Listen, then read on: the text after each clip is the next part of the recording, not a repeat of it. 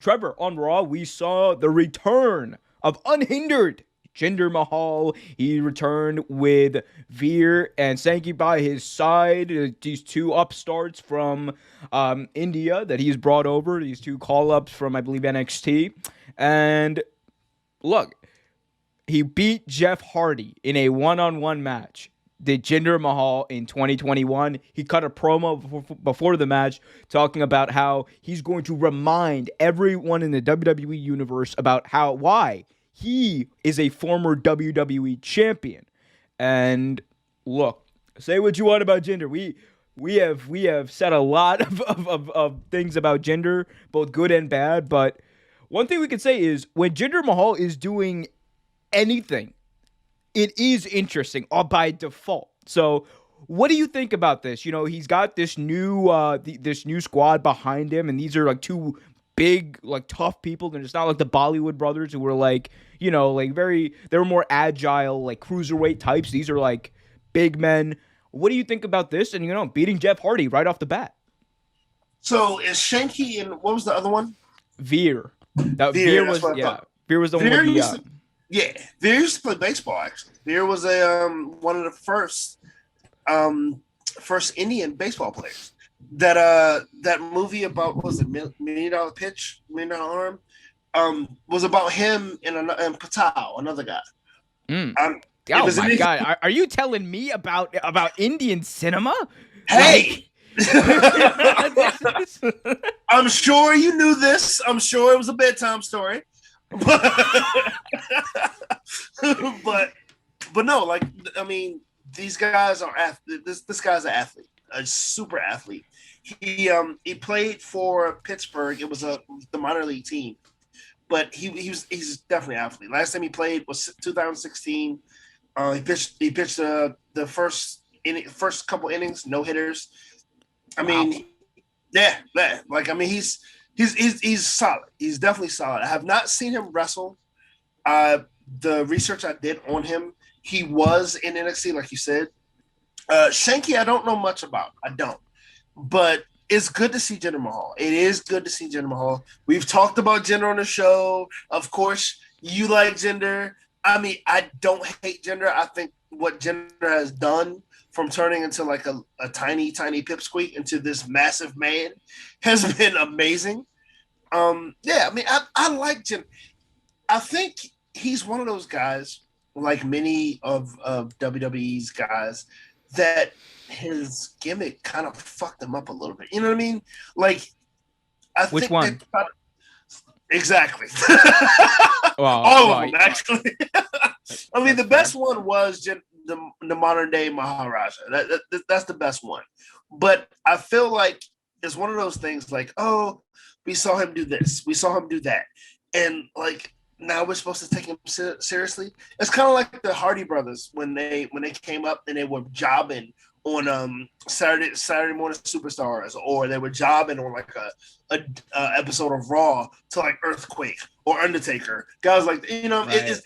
Then you see purely sexy Michael Hayes come in and like, oh, Michael Hayes, he's a fabulous Freebird. He's supposed to make him better. No, we still don't buy them at all. Right. But no, I mean, yeah. I'm glad he's back though. Seriously, I'm really glad he's back. Hey man, look.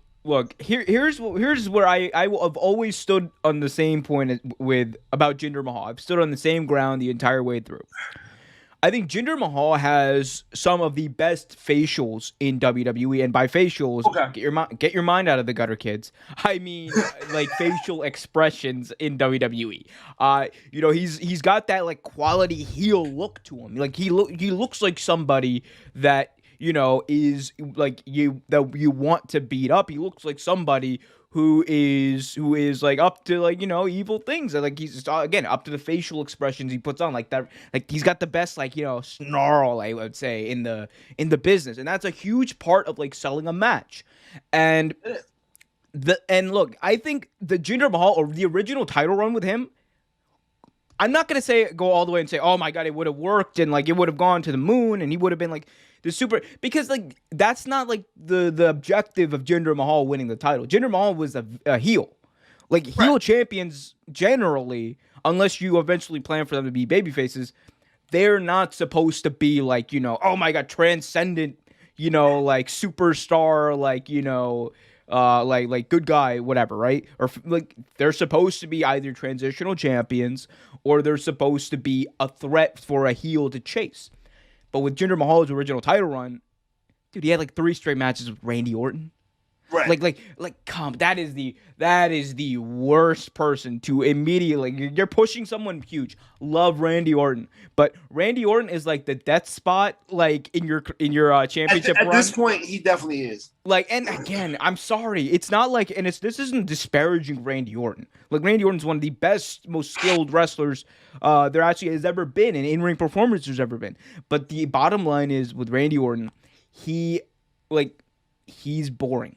At sometimes he's boring to watch, and when you can tell like when it's phoned in, and especially when you have like someone like Jinder who's like just coming up at that point in his career, it probably would have been better suited to put him with AJ Styles at that point.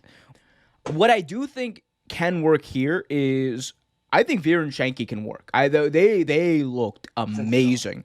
Veer especially to me like looks like he's going to be like money in the WWE.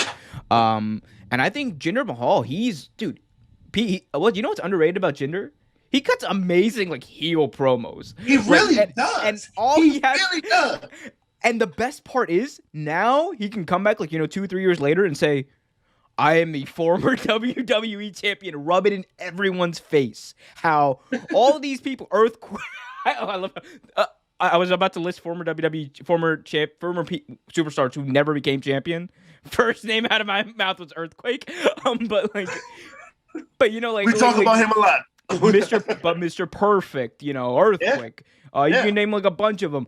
Ted DiBiase, people who were Hall of Famers. Was Ray Trailer ever a WWE champion? I don't think he was. These people who were all these great Hall of Famers who were never WWE champion. Jinder Mahal could say, I am automatically better than these people because I have won the WWE champion, because I've defeated Randy Orton, a 14-time champion.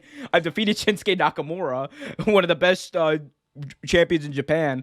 Like I would go all the way, and like that's how you would eventually get these young guys over. So I think it's great. Again, this was there's a reason this is the only graphic I made for Raw.